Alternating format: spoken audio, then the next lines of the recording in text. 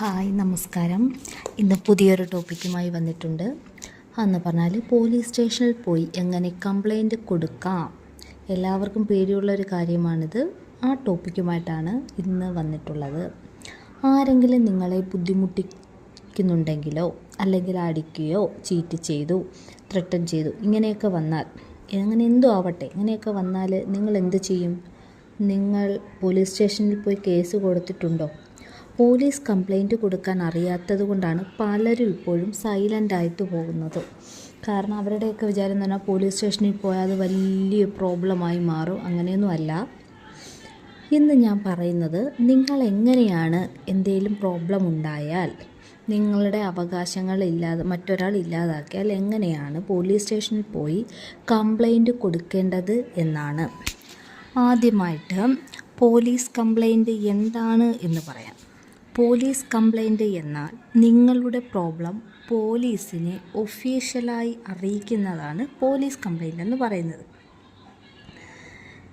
ഇത് 2 ടൈപ്പുണ്ട്. ഒന്ന് പെറ്റീഷനെന്നും FIR എന്നും.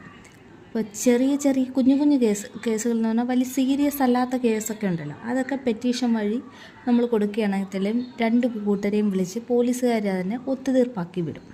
രണ്ടാമത്തെന്ന് പറഞ്ഞാൽ FIR. അത് സീരിയസ് ഒഫൻസസ് എല്ലാം മസ്റ്റായിട്ടും FIR എഴുതി പോകുന്നതാണ്.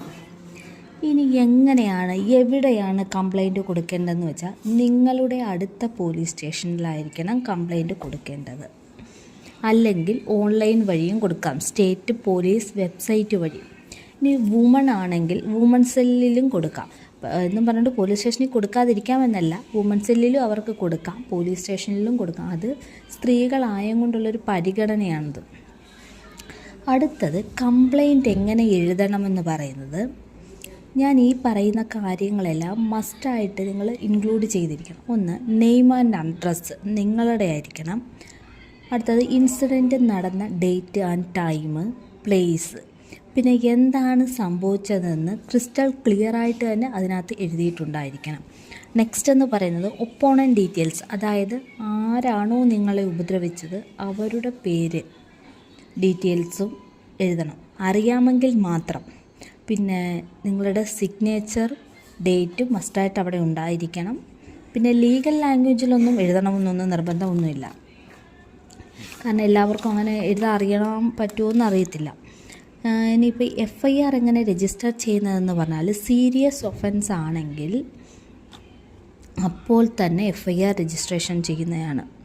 അതായത് സീരിയസ് എന്ന് പറഞ്ഞാൽ ഇപ്പോൾ റേപ്പ്, തെഫ്റ്റ്, അസോൾട്ട്, ചീറ്റിങ് അങ്ങനെയൊക്കെയുള്ള ഉണ്ടല്ലോ, അതൊക്കെയാണ് പെട്ടെന്ന് തന്നെ അവർ FIR രജിസ്റ്റർ ചെയ്യും.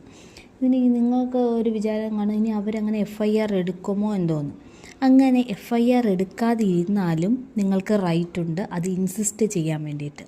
അല്ലെങ്കിൽ നിങ്ങൾക്ക് ഹയർ ഒഫീഷ്യലായ SP, DYSP അങ്ങനെയുള്ള റാങ്ക് മുകളിലോട്ടുള്ളവരെ നിങ്ങൾക്ക് അപ്രോച്ച് ചെയ്യാം. പിന്നെ വേറൊന്ന് പറഞ്ഞാൽ രജിസ്റ്റേർഡ് പോസ്റ്റ് അയച്ച് നിങ്ങൾക്ക് കംപ്ലൈൻറ്റ് ചെയ്യാൻ കഴിയുന്നതാണ്. ഇതൊന്നുമല്ല, പലർക്കും അറിഞ്ഞുകൂടാത്ത വേറൊരു കാര്യമുണ്ട്. നിങ്ങൾക്ക് കോർട്ടിൽ പോവാം, പ്രൈവറ്റ് കംപ്ലൈൻറ്റ് കൊടുക്കുക. എല്ലാവർക്കും അങ്ങനെ പെട്ടെന്ന് ആർക്കും അറിയാത്തൊരു കാര്യമാണ്. കോർട്ടിൽ പോയി നിങ്ങൾക്ക് പ്രൈവറ്റ് കംപ്ലൈൻറ്റ് കൊടുക്കാം. ഓക്കെ. ഇനി ഇമ്പോർട്ടൻ്റ് പോയിൻ്റ് എന്ന് പറയുന്നത്, ഈ പോലീസ് സ്റ്റേഷൻ കംപ്ലൈൻറ്റുമായി ബന്ധപ്പെട്ട് കംപ്ലൈൻറ്റ് ഫ്രീ ആയിട്ടാണ് കൊടുക്കുന്നത്, ക്യാഷൊന്നും കൊടുക്കണ്ട. പിന്നെ FIRൻ്റെ കോപ്പി ഫ്രീ ആയിട്ട് തന്നെ നിങ്ങൾക്ക് കിട്ടും. എപ്പോഴും ഓർക്കേണ്ട കാര്യം എന്ന് പറഞ്ഞാൽ, നിങ്ങളൊരു കേസ് കൊടുക്കുകയാണെങ്കിൽ അതിൻ്റെ കോപ്പി എടുത്ത് സൂക്ഷിക്കണം. കേസായിട്ട് ബന്ധപ്പെട്ട എല്ലാ എവിഡൻസും നിങ്ങളുടെ കയ്യിൽ സുരക്ഷിതമായിരിക്കണം. എല്ലാവരും ചാനൽ ഫോളോ ചെയ്യൂ. ലീഗൽ ടിപ്സുമായിട്ട് വീണ്ടും വരാം.